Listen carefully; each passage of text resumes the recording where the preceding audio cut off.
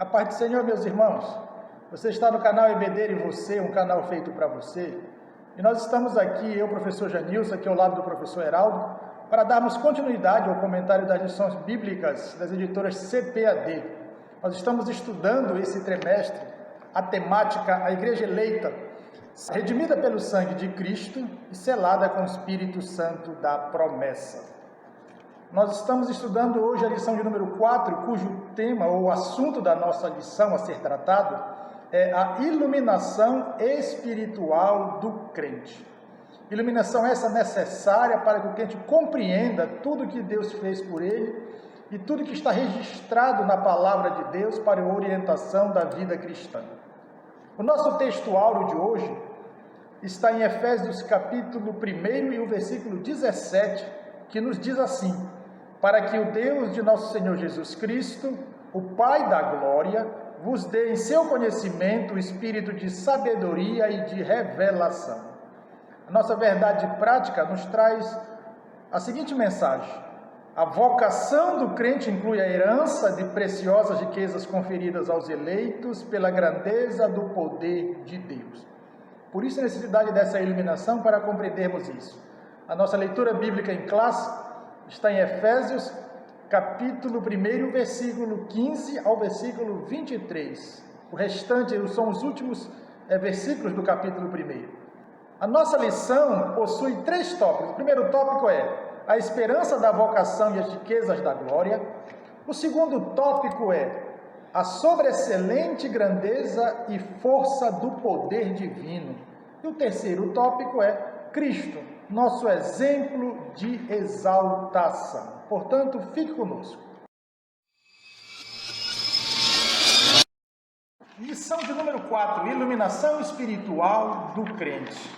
O nosso comentarista, ele trata deste assunto, o qual nós vamos comentar nesta lição, falando que a necessidade de que o crente busque em Deus a iluminação, para que ele possa compreender tudo que Deus tem reservado para ele, tudo que está exposto na palavra de Deus, para orientação da sua vida e do seu bom viver.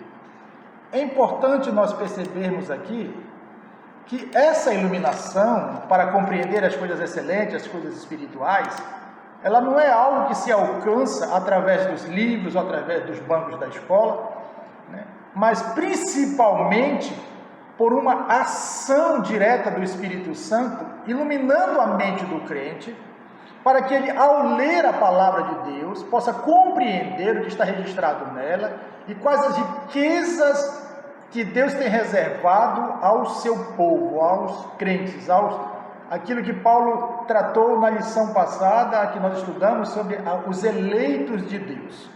E a nossa introdução, ela começa dizendo que Paulo louva a Deus pela eleição da igreja e também diz que essa igreja deve buscar a iluminação do Espírito Santo para compreender a dimensão da nossa chamada e herança divina, para nós compreendermos o que Deus fez por nós e o que nos espera na eternidade, bem como entender a riqueza ou a grandeza do poder de Deus. Então veja que Paulo diz que quando ele escreve aos Efésios, professor Heraldo, ele diz que há um poder à nossa disposição, né, que Deus manifesta em nós e também através de nós, e que quando esse poder é manifestado, é evidenciado que Deus é todo poderoso para realizar todas as coisas. E ele continua dizendo aqui, na nossa leitura bíblica em classe, que diz que Deus manifestou esse poder de forma muito clara quando ressuscitou a Jesus Cristo, aqui no versículo 20 da nossa leitura bíblica em classe, né? E por causa disso, o nosso comentário diz que é necessário essa iluminação, para que nós possamos entender tudo isso, as bênçãos de Deus, a riqueza de Deus e o poder de Deus manifestado na igreja, professor Heraldo. Muito bem, professor Janilson, já começamos bem aí, né? Saudar os amados irmãos. Sejam bem-vindos a mais uma aula, né? Você que nos acompanha através do canal EBD Você. Aproveite logo aí para dar o seu like, né? Para vocês compartilhar lá no comentário, né? Sim. Esse conteúdo aí. Apertar aí no sininho. No sininho, né? Avisado, e compartilhar aí com seus amigos, amados irmãos aí nas suas redes sociais, né? Então, temos uma lição muito importante, essa lição número 4, né? Ela trata a respeito da iluminação espiritual do crente. A gente sabe, disso, que há uma recorrência hoje, por exemplo, a se falar muito, né, a respeito de inteligência artificial, né? Emocional. Inteligência emocional, né? O Daniel Goleman é uma grande muito disso. referência, né, sobre inteligência emocional. Mas o apóstolo Paulo lá em Colossenses já falava a respeito da necessidade do crente compreender, né, e se apropriar, de certa forma, digamos assim, da chamada inteligência espiritual. Exatamente. Né? E a gente chega aqui numa lição oportuna, que é a lição 4, falando sobre essa iluminação espiritual do crente, que não deixa de ser essa chamada inteligência, né, que Paulo trata lá com os Colossenses, né? A carta aos Colossenses. E esse tópico 1, ele fala sobre a esperança da vocação e as riquezas da glória. Nós vamos estar tratando desse tópico, tomando como base bíblica referencial os versículos 15 até o 18, que é a base, né? Que é a leitura bíblica em classe, extraída do primeiro capítulo da carta aos Efésios. Lembrar que o professor Janilson já bem frisou, nós ainda estamos no capítulo 1 da carta aos Efésios, e nós estamos na 4ª lição, ainda dentro do capítulo 1, para você ver como esse capítulo 1 ele é extremamente importante. Rico, né? Rico, porque é ele quem embasa, né, tudo que Paulo vai tratar, e vai ser tratado assim com mais minudência nos próximos capítulos e nas próximas lições também aqui. Mas é importante lembrar que esse capítulo 1 ele é fundamental, né? Paulo já havia falado em versículos anteriores, que englobam um pouco desses aqui, mas logo imediatamente anterior a esse, que é do 4 ao 14, né? Mostrando que a igreja, né, o povo de Deus, é o povo mais rico e mais abençoado da terra. Quando ele vem para essa outra sessão, há uma mudança de foco, porque lá ele havia apresentado a igreja como o povo mais rico, mais abençoado, né? E agora ele vai apresentar a igreja, o crente, como sendo o povo mais poderoso da terra, né? E esse capítulo 1 vai estar sentado, como nós já falamos, no versículos 15 a 18, e é muito importante, professor Nilson, notarmos que quando Paulo começa o versículo 15, Paulo ele diz assim, eu vou ler aqui o versículo 15 e a gente vai traçando aqui o comentário, né? Então no versículo 15 Paulo diz assim: pelo que ouvindo eu também a fé que entre vós há. Note que Paulo não tem dúvida de que se trata de irmãos crentes, convertidos, né? Convertidos. A ponto de elogiar a fé, né? Ele elogia a fé. E importante que ele continua dizendo no Senhor. Note que Paulo faz questão de frisar que não houve desvio do foco da fé. Ele, embora não estivesse mais junto da igreja em Éfeso, esteve lá por um período de 3 anos, né? Ele esteve lá e agora não estava mais presencialmente. Então ele ouve notícias boas, notícias para quem foi pastor, quem plantou as primeiras sementes do Evangelho para aquela igreja, professor Nilson. Eu não tenho dúvida que o coração pastoral de Paulo agora estava, né, palpitando assim de forma bem acelerada, né, ao perceber, por experiência, né, de que aquela igreja estava rendendo frutos correspondentes à altura do Evangelho, né? Então ele diz, eu ouço falar a respeito da fé de vocês, e ela continua no Senhor, não houve desvio, é uma fé focal em quem realmente deve ser focada a fé, que é em Cristo Jesus. é ele o alvo da nossa fé. Perfeito. Então ele diz assim: eu ouço falar e as pessoas dão testemunho de que vocês continuam crentes em Cristo. Só que tem um detalhe, né, professor Janilson? O crente ele não é um armazém. Perfeito. Né? O crente ele é uma fábrica. Paulo estava dizendo: parabéns, a fé de vocês está sendo confirmada de forma plausível, né?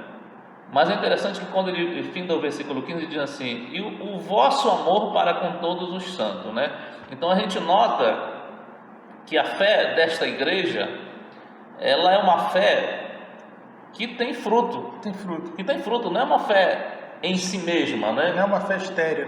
Não. Não é uma fé estéril, né? E é muito interessante porque o pastor HDL diz que a verdadeira vida cristã não pode permanecer no mesmo lugar, deve estar em contínuo progresso, né? O A.T. Robertson, que é um dos grandes exegetas, né, do Novo Testamento, ele é referendado em muitos livros de muitos autores famosos, né? Ele diz que a graça de Deus não é desculpa para não fazermos nada, né? Eu acho interessante essa colocação dele, porque como eu estava falando, é como se o apóstolo Paulo, professor Wilson, estivesse parabenizando aquela igreja, dizendo: olha, parabéns, né? Realmente vocês amadureceram, é notável que vocês amadureceram, né? A fé de vocês continua firme em Cristo e tem produzido fruto, porque não é só uma fé, como o professor Janilson já colocou, né? Uma fé passiva, é uma fé ativa.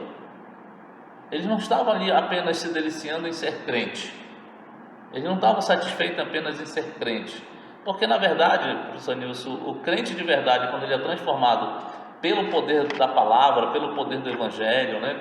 Quando o Espírito Santo faz essa obra verdadeira, é inevitável que o crente ele queira, ele deseje testemunhar para as outras pessoas, ou no mínimo estar envolvido na obra, desejando que a obra seja feita, que o evangelho seja pregado, né? Se envolver com missões, se envolver com todo tipo de projeto que ele possa estar contribuindo, porque é algo natural e intrínseco, né, de quem é salvo, né, professor Janilson? Perfeito. Não é assim? Com certeza, professor. De forma que é intrínseco que esse progresso que mostra que a fé é dinâmica, né? Que a fé está em constante avanço, que Paulo aqui está extremamente feliz por esse desenvolvimento, e ele diz que ele não para de orar por aqueles irmãos, de saber que eles estão progredindo.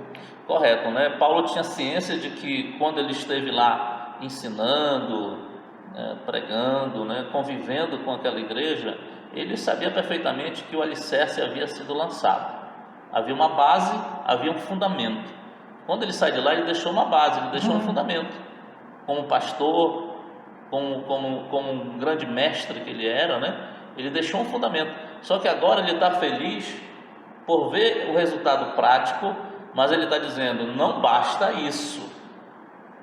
Enquanto Jesus não voltar, não basta isso. A igreja precisa avançar. O crente, na verdade, na sua vida de relacionamento, de comunhão com Deus, ele precisa avançar, uma necessidade. Paulo está dizendo: o fundamento foi alicerçado e foi muito bem fundamentado esse alicerce. Só que agora Paulo está orando, agradecendo, mas ao mesmo tempo fazendo um pedido. E um pedido para que a estrutura agora passe a ser construída. Uma coisa é ter a base, ele já tinha uma base, era um crente.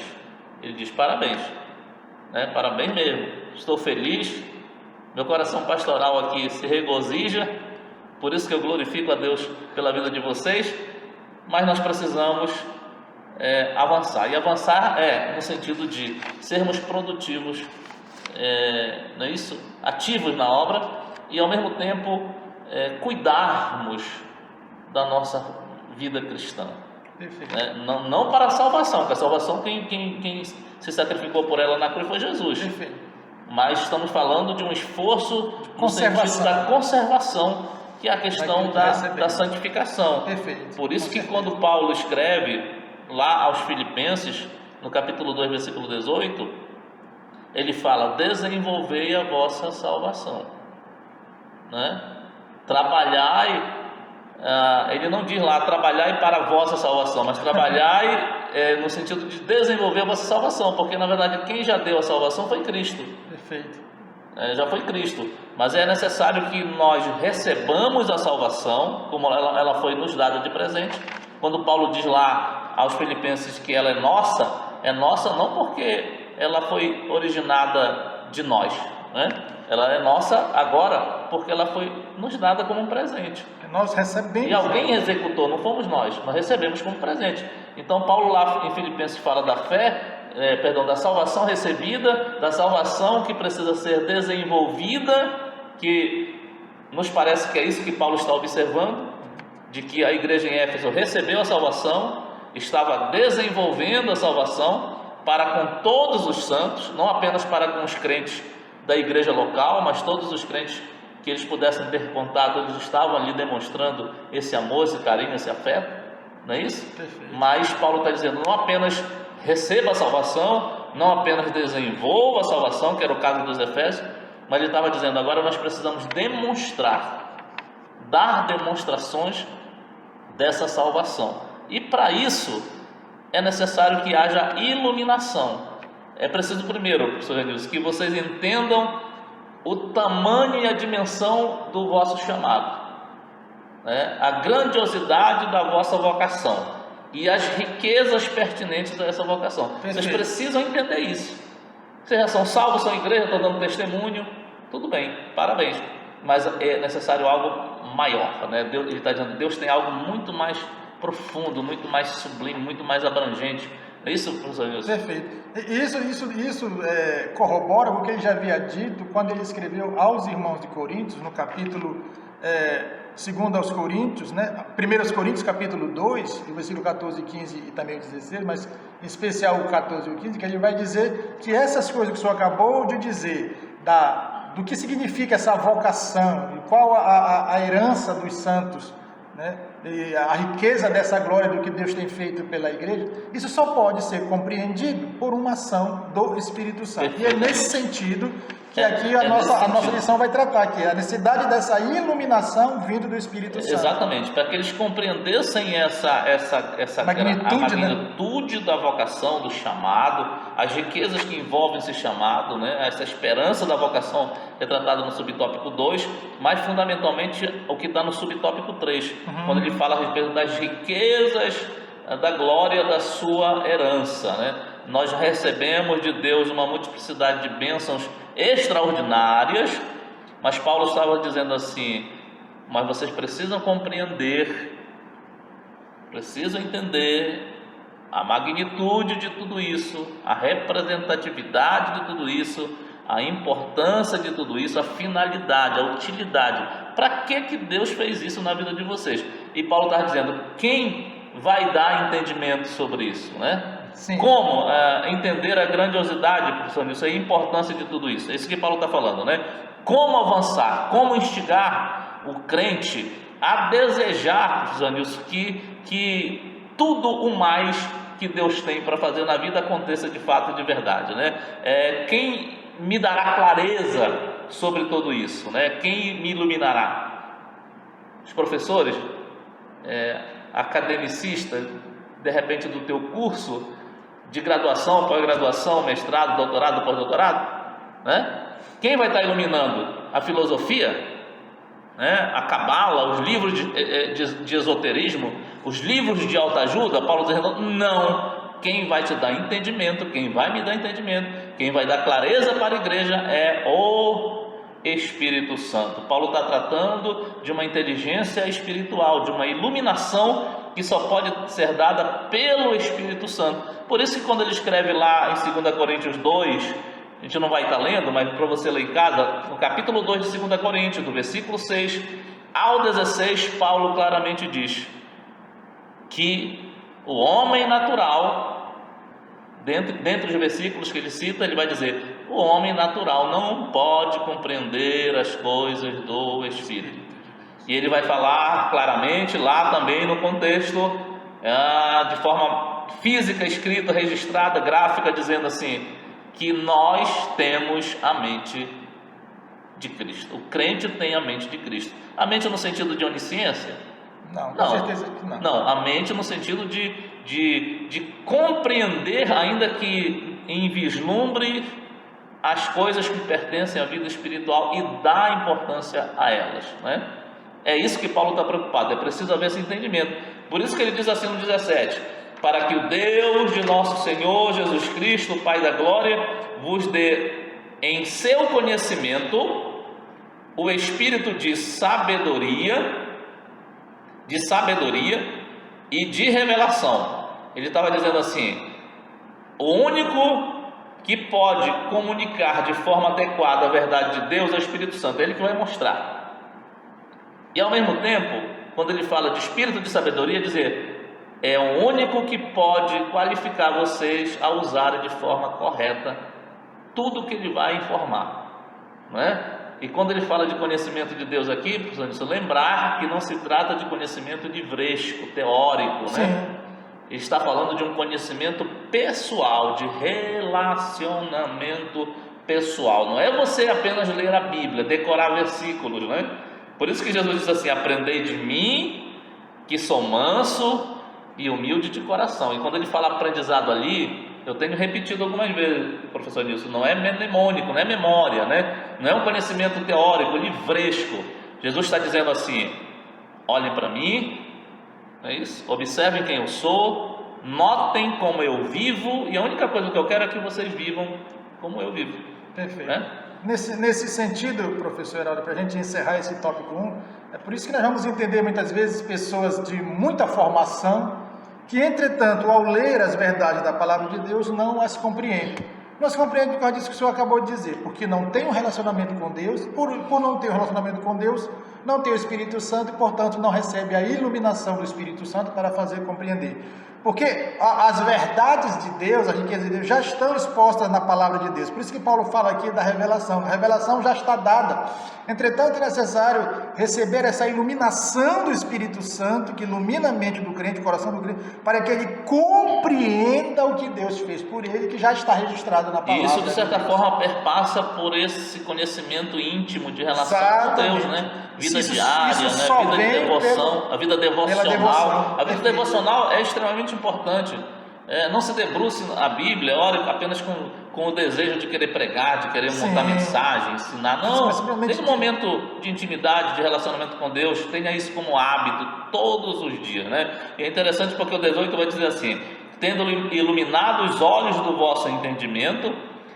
O William MacDonald, lá no comentário da Bíblia Popular do Novo Testamento, na verdade ele diz que lá no original, quando fala vosso entendimento, a palavra lá seria coração, né? Então ele diz assim: tendo iluminado os olhos do vosso entendimento, para que saibais qual seja a esperança da sua vocação. Por isso que nós falamos aqui, só o Espírito Santo pode dar clareza da dimensionalidade e do tamanho da nossa vocação, do nosso chamado, tanto como igreja, quanto uma vocação, um chamado que Deus tem para a tua vida individualmente. Só o Espírito Santo pode te dar clareza sobre isso. Ele diz assim: e quais as riquezas da glória da sua herança em nós. Aqui tem um duplo sentido. Sim. Fala da herança que Deus tem para nós e fala da herança que nós somos para Ele quando Ele nos comprou.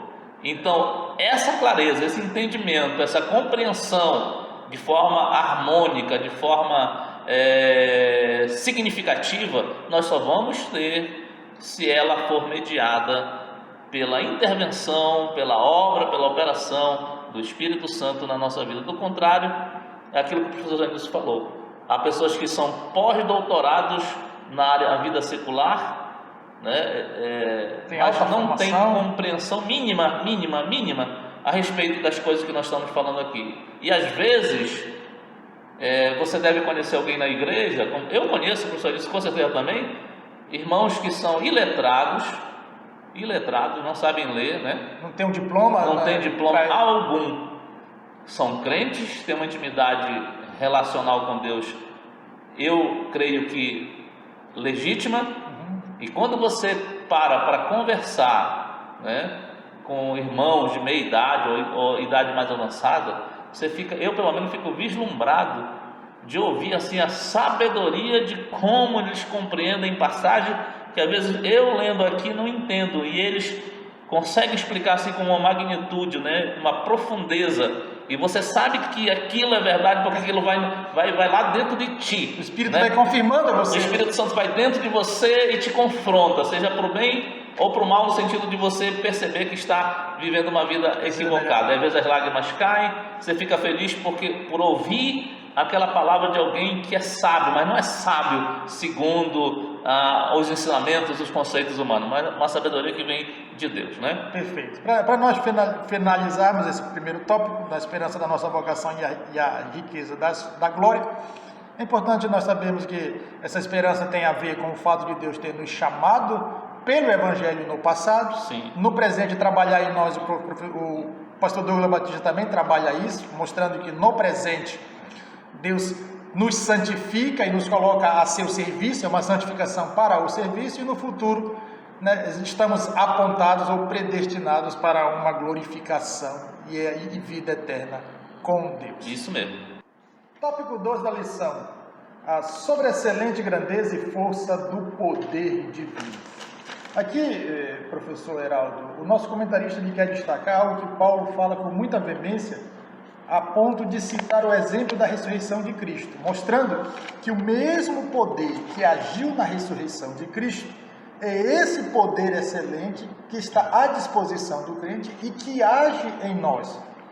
O fato de que o Espírito Santo está na nossa vida, está esse poder, foi essa ação do Espírito que trouxe Jesus dentre os mortos. E Paulo está querendo mostrar que esse poder, ele é sobressalente, porque ele quer contrapor, professor Heraldo, os poderes que se conhecia em Éfeso, justamente por causa das religiões de mistério, dos cultos de mistério, aquela coisa toda, né? E até porque Atos 19 mostra que pessoas que eram envolvidas com ocultismo, né, com magia, se converteram ao cristianismo, porque viram esse poder manifestado na vida de Paulo. Agora Paulo está dizendo, esse poder está à disposição da igreja. Por isso a necessidade da iluminação do Espírito Santo, percebeu, para compreendermos justamente isso, professor, que esse poder está à nossa disposição e que ele é um poder excelente, acima de qualquer outro poder. Correto. Note que Paulo faz alguns pedidos, né? Ele deseja coisas aqui, né? E ele deseja que, como nós já tratamos no tópico 1, que o crente entenda a dimensão, né? A dimensionalidade do chamado, né? Da sua vocação e as riquezas que envolvem esse chamado. Nós vimos no tópico 1 isso, e só o Espírito Santo pode dar esse entendimento, essa clareza, essa iluminação. E Paulo continua, né, desejando que o crente compreenda a sobreexcelente grandeza, né, e força do poder de Deus. E a base desse tópico 2 é o versículo de número 19, que diz: e qual a sobreexcelente grandeza do seu poder sobre nós, ele ressalta, sobre nós, veja, os que cremos, ou seja, quem é salvo, né? O crente, a igreja, né? Segundo a operação da força do seu poder. A nova Bíblia nova fala incrivelmente grande, quando fala de sobreexcelente grandeza, né? Lá na Bíblia nova está incrivelmente grande. Quando você toma a Bíblia de Jerusalém, está escrito extraordinária grandeza. A Bíblia da escola bíblica diz suprema grandeza. A Bíblia King James vai dizer incomparável grandeza. E a NVT vai falar de grandeza insuperável. Note que Paulo já havia revelado coisas grandiosas riquezas incomensuráveis, mas agora, professor Janilson, ele passa a uma adjetivação superlativa a respeito do poder, né, que envolve tudo que Deus já tinha feito, está fazendo no presente, como disse o professor Janilson, e que irá fazer pela igreja no futuro, né? Então ele concentra toda a qualificação possível, os melhores termos, né? É muito parecido esse versículo quando a gente nota lá João 3,16, parece que João não tinha palavras para mencionar o grande amor de Deus. A mesma coisa Paulo está tendo dificuldade aqui de encontrar palavras para de fato conceituar e dimensionar a excelência, sobre a excelência da grandeza do poder de Deus dispensado para nós, os que cremos, né? É isso que Paulo diz, para nós os que cremos, né, professor Janilson? É interessante a gente notar isso, porque quando a gente vê nesse versículo a falar sobre a força do poder divino, Paulo usa o termo grego kratos, né? E a gente vai encontrar isso, por exemplo, em Apocalipse capítulo 5, no versículo 13, diz assim: então ouvi toda criatura que está no céu, na terra, debaixo da terra, no mar e todas as coisas que neles há, dizerem: ao que está assentado sobre o trono e ao Cordeiro seja o louvor, a honra, a glória e o poder para todo sempre, né? O William MacDonald diz que quando Paulo usa aqui esse termo para falar sobre essa excelente grandeza do poder de Deus, sobre essa força enorme, ativa do poder de Deus em favor da igreja, professor Janilson, ele diz que as palavras que Paulo usa, ele até brinca, né? Ele diz, parecem se curvar, né? Parecem cambalear diante da ideia transmitida, de tanto peso que essa ideia tem, que Paulo, ao usar uma palavra, ainda que no nosso vocabulário, no vocabulário grego, né?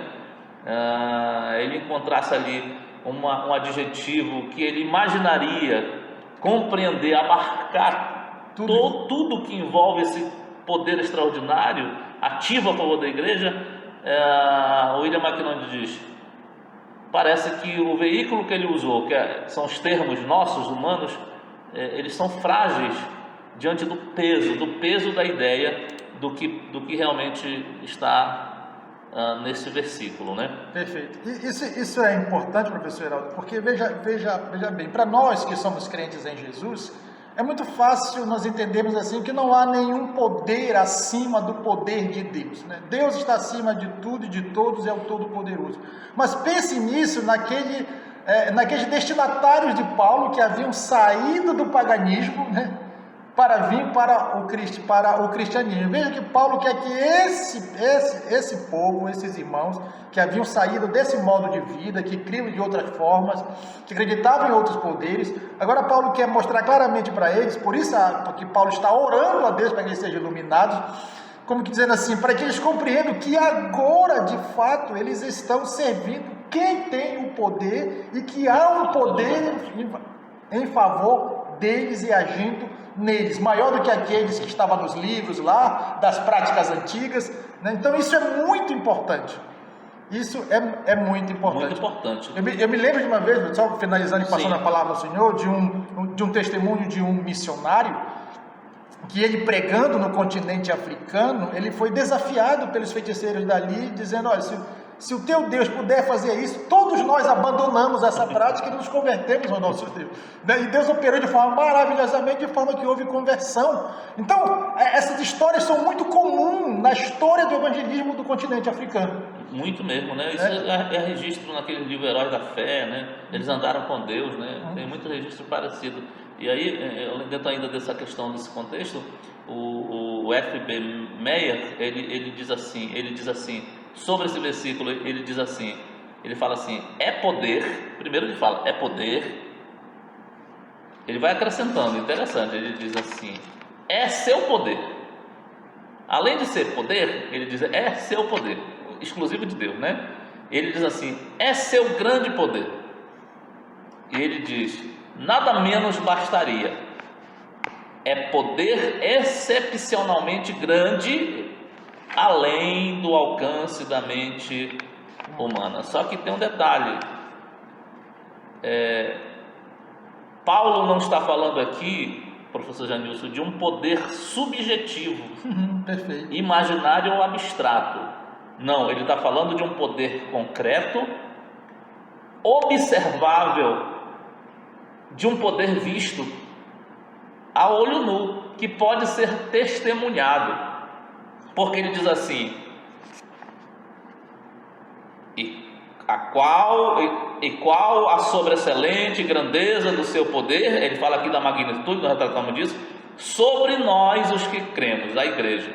Então veja que não é um poder solto, abstrato, voando por aí, não, ele de fato existe, dizendo, é sobre a igreja, é sobre nós, ele está em plena atividade. Ele diz assim, segundo a operação, há versões que falam eficácia, segundo a eficácia da força do seu poder. Ele está dizendo, ora, vocês são testemunho, a igreja testemunha desse grandioso poder, porque ele continua sendo manifestado no meio da igreja. O professor Nilson acabou de dar um exemplo contemporâneo de que a atividade do poder de Deus no meio do seu povo, em benefício da igreja, em benefício do seu povo, continua em voga, né? Continua em voga, continua em plena atividade. Então, Paulo está dizendo assim, o poder que Deus usou para nos redimir, né, é o mesmo poder que ele usa para preservar a santidade da igreja, e é o mesmo poder que ele vai usar para a glorificação da igreja. E isso vai nos levar para o tópico 3, a partir do versículo de número 20 até o 23, que vai mostrar, a gente vai estar vendo já, que aquilo que nós falamos, que esse poder não é abstrato, ele não é um poder subjetivo, ele está falando de um poder concreto. Então ele diz assim, eu vou dar uma demonstração para você desse poder, o maior de todos os exemplos. É o que nós vamos ver no tópico número 3, já. Perfeito. O nosso comentarista aqui, ele fala sobre isso para nós fecharmos esse tópico, que diz que só o maior de todos os poderes é capaz de transformar o homem em uma nova criatura, em um novo ser, uma nova criação de Deus, uma nova pessoa, um novo crente em Jesus.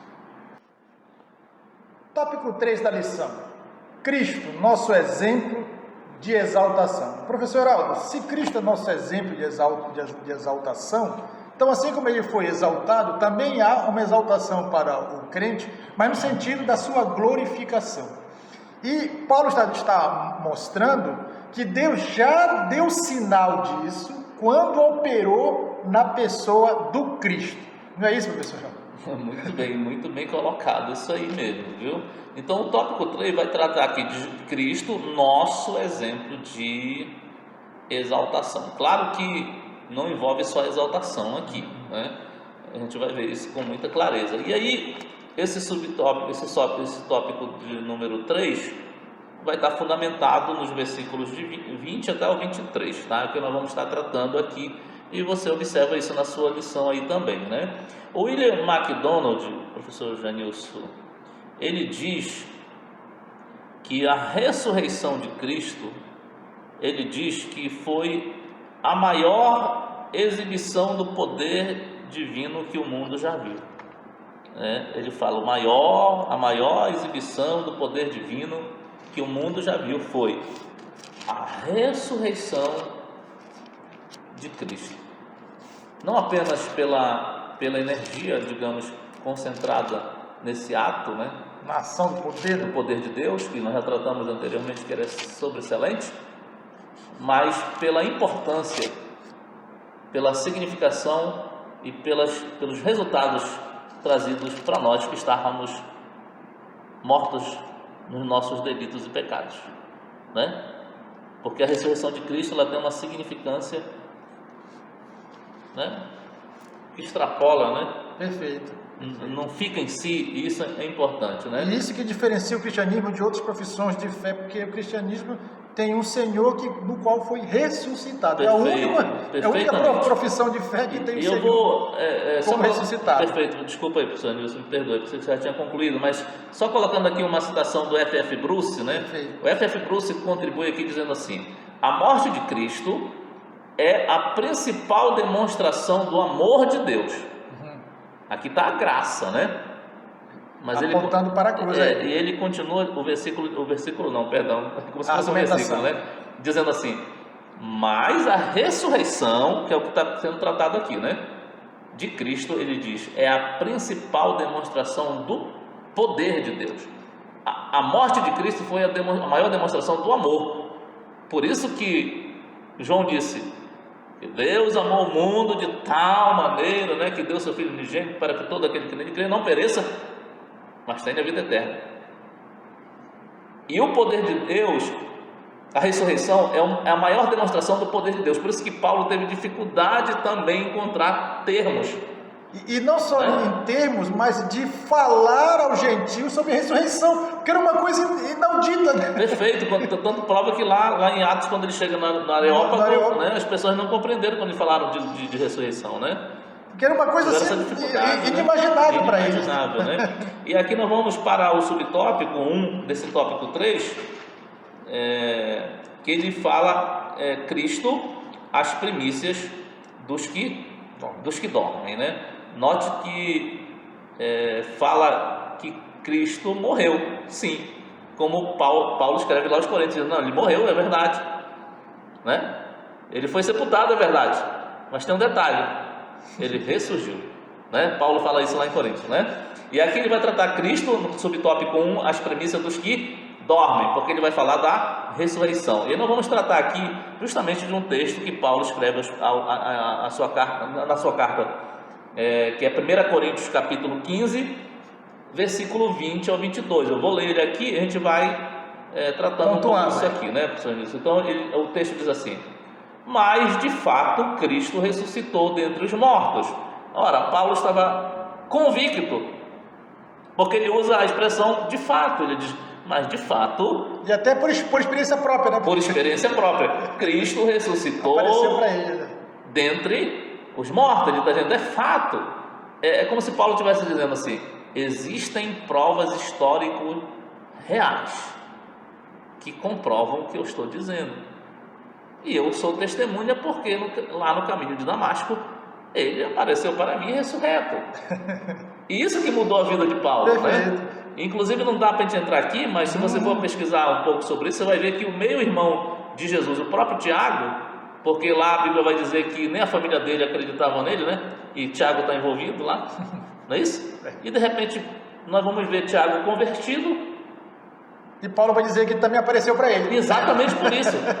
Convertido, escrevendo um livro, e quando ele começa lá o livro do Tiago, né? Ele se coloca como servo de Deus e servo de Jesus Cristo. Veja a mudança, né? Coisa fantástica. O impacto da ressurreição, né? Muito grande. Então Paulo diz assim, mas de fato, Paulo não tem dúvida, Cristo ressuscitou dentre os mortos, ele diz, e foi feito as primícias dos que dormem. Lembrar que lá, professor Janilson, em Levítico, no capítulo de número 23, no versículos 10 e 11, que fala sobre a questão das primícias, né? Era normal numa colheita, né? Dentro de uma colheita, abundante ou não, mas era uma colheita, né? Um judeu, ele pegava os primeiros feixes, né? Dessa colheita, dessa produção agrícola, né? E era comum ele ir ao templo e apresentar a Deus aquela primeira colheita primeiros frutos chamados. Primeiros frutos da safra, né? Então veja, tem dois sentidos aí, né? Primeiro, ao oferecer aquela primeira parte, que eram as primícias, é como se ele estivesse ofertando agradecendo por toda, né? Por toda a colheita, simplesmente por toda a colheita, né? Segundo, se ele está ali levando os primeiros frutos, subentende-se que se eram os primeiros frutos, vão ter frutos posteriores, não é isso?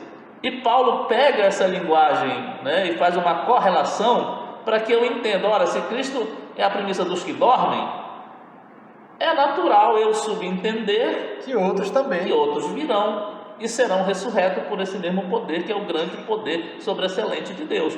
E o Rod diz, professor Janilson, que na verdade essas primícias eram parecido com o que Paulo disse a respeito do Espírito Santo, como sendo o penhor da nossa herança. Quando Cristo é apontado como a primícia dos que dormem, Rod estava dizendo, na verdade, essas primícias, dentro do contexto teológico aqui, é um penhor. Cristo é o penhor da nossa ressurreição. É uma garantia, né? Esse poder que ressuscitou Cristo também vai ressuscitar. E a prova é que Cristo já ressuscitou. Perfeito. Por isso que Cristo, no tópico 3, é o nosso exemplo de exaltação. Eu vou continuar a leitura do versículo. Perfeito. Que diz assim: mas de fato Cristo ressuscitou dentre os mortos e foi feito a primícia dos que dormem. No versículo 21. Porque assim como a morte, e aí fala de morte física, morte espiritual e morte eterna, né? Ela entrou, né? Porque assim como a morte veio por um homem, que é Adão, né? Também a ressurreição dos mortos veio por um homem. Veja, por um homem entrou o pecado, caiu a raça humana. Então, Paulo está dizendo, Jesus veio como um homem, porque ele precisava resgatar a humanidade como um homem. Por isso que ele equipara o homem Adão e o homem Cristo, né? Por um entrou a morte, atingiu a todos, e por um veio a vida, né? Por outro veio a vida, por um homem veio a ressurreição dos mortos por um homem, porque assim como todos morrem em Adão, né? Paulo fala disso em Romanos 5. Assim também todos serão vivificados em Cristo. Agora é claro que quando ele fala aqui que todos morreram em Adão, todos de fato, todos. Não teve um indivíduo humano que ficou fora dessa morte física, no caso que trouxe consequências por causa do pecado, física, espiritual e eterna, né? Mas ele vai finalizar dizendo, assim também todos serão, veja que ele usa o verbo no futuro do presente, serão, né, vivificados em Cristo. Só que esse todos já não compreende de forma automática toda a humanidade, mas todos aqueles que creem, ou todos aqueles que vão receber a Cristo como Salvador, né? Essa é a ideia que está sendo colocada aqui, perfeito? É importante nós frisarmos que a ideia de Paulo aí é tanto falar desses que se convertem a Cristo, mas como mostrar que isso também está à disposição. Isso não é uma ideia de que só aquele grupo seleto e Deus esqueceu dos outros. Não, isso é uma coisa oferecida a todos. Entretanto, a eficácia de se dar nesse grupo que o senhor acabou de dizer, que eles são os eleitos de Deus, né? Correto. Perfeitamente. Continue, professor. Então, o versículo 20 ele diz assim, que manifestou em Cristo, ressuscitando dos mortos e pondo à sua direita nos céus, né? Então ele estava morto, é verdade, foi sepultado, é verdade, mas Paulo claramente diz assim, ele foi ressuscitado. Ele estava lá morto e foi ressuscitado. Olha como as coisas vão acontecendo. Versículo 21 diz assim, ainda o 20 diz assim, ressuscitando dos mortos e pondo à direita nos céus. Colocar à direita é uma posição de autoridade. Autoridade, honra. De honra e de autoridade. Colocou à sua direita. Isso entende-se que ele estava assentado, né? Ou seja, estar assentado, estar sentado, é um indicativo de alguém que terminou o seu trabalho. Não é comum um trabalhador ficar ali para a vida toda sentado, se ele ainda tem coisa para fazer. Jesus não, ele agora está assentado, definitivamente assentado à direita, porque ele acabou a obra, não tem mais nada para fazer. Todo o propósito de Deus, todo o propósito dele foi concluído nele, né? Indica que ele realizou a obra na sua completude, né? Não há nada mais a ser feito nesse sentido. Perfeito. Da salvação. Ele executou. Por isso que ele está assentado, né? E ele está à direita, uma posição de honra, uma posição de autoridade, né? Então ele diz assim no versículo 21, acima de todo o principado, não é isso? Veja que ele primeiro ressuscita, agora ele foi assentado à direita, houve uma ascensão, e agora ele vai ser exaltado acima, né? Dizendo, acima de todo principado e poder e potestade, domínio e de todo nome que se nomeia, não só neste século, mas também no vindouro, né? Mas também no vindouro. E no versículo 22 vai dizer assim, e sujeitou todas as coisas a seus pés, e sobre todas as coisas o constituiu como cabeça da igreja, que é o seu corpo, a plenitude daquele que cumpre tudo em todos. Interessante, porque ele é ressuscitado, ele há a ascensão, ele é assunto ao céu, ele é entronizado e ele passa a ter senhorio, né? Ele passa a ser Senhor, e Senhor não apenas do universo, mas Senhor da igreja. Ora, ele estava morto, morreu por nós, não é isso? Mas o poder de Deus foi e o ressuscitou, né? Ele é assunto ao céu, colocado à direita de Deus, entronizado, e não apenas entronizado, ele passa a se torna Senhor, né? Isso é interessante, porque quando a gente lê Filipenses, no capítulo de número 2, versículo 9 a 11, Sim. Paulo diz assim, pelo que Deus o exaltou sobremaneiramente, e lhe deu um nome que é sobre todo nome, para que ao nome de Jesus se dobre todo o joelho dos que estão nos céus, na terra e debaixo da terra. E no versículo 11 ele finda dizendo, e toda língua confesse que Cristo Jesus é o Senhor, para a glória de Deus Pai. Perfeito, professor. Aí fechou mostrando que de fato Cristo está numa posição excelente, acima de tudo e de todos, cabeça da igreja, cabeça do universo, dessa nova criação de Deus. Veja que como tudo se concentra em Cristo. E aí a gente passa a entender exatamente o que Paulo disse no primeiro capítulo, quando ele diz que todas as coisas convergem para Cristo, mostrando que Cristo é o centro e o início de uma nova criação em Deus. Pode continuar, professor. Pois é, e só para fechar aqui, para a gente não dizer que apenas é Paulo quem fala isso, né? Sim, sim. É lembrar que quando, lá do contexto quando acontece lá em Atos 2, a descida do Espírito Santo, o Pentecostes, né? Naquela pregação emblemática de Pedro, né? Eu sempre falo que a gente preste um pouco atenção, professor Nilson, que às vezes a gente, assembleiano principalmente, né? Geralmente gosta de falar de fogo, fogo, fogo, fogo, fogo. Claro que a igreja ela nasceu debaixo do fogo, claro que ela nasceu debaixo do fogo, mas a gente não pode esquecer de um detalhe. A igreja nasceu sim debaixo do fogo, mas ela também foi forjada pela palavra, não é isso? Então veja, aquelas quase 3.000 almas que foram salvas ali naquele contexto, não é isso? Sim. Elas não foram salvas porque o fogo caiu, apenas porque o fogo caiu, né?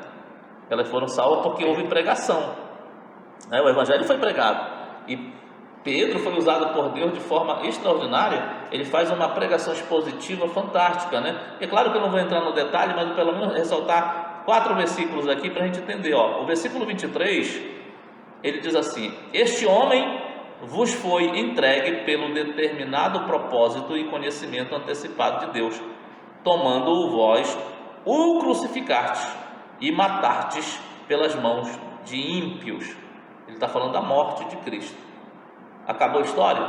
Não. Versículo 24 ele diz: Deus, porém, o ressuscitou, soltos os laços da morte, porque não era possível que fosse detido por eles.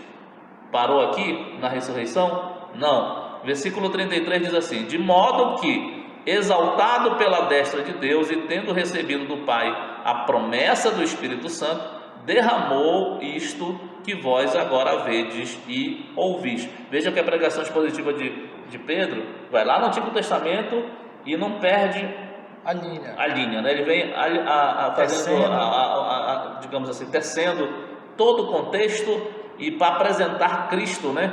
Digamos assim, na crista da onda, ele vai apresentar quem? Cristo.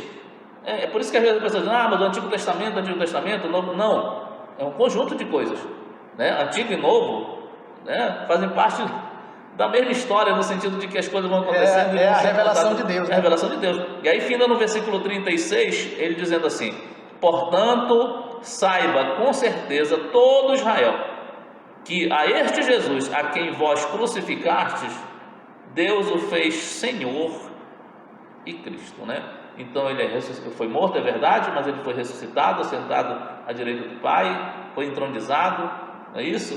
Foi exaltado, mas ele diz assim, não apenas isso, ele se torna Senhor, como nós falamos, Senhor do universo e Senhor da igreja. E o que é importante para nós pentecostais, para a gente fechar, professor Heraldo, é esse detalhe que Pedro fala de que o derramamento do Espírito Santo era uma prova de que Cristo já estava sentado, entronizado no céu. Perfeitamente. Né?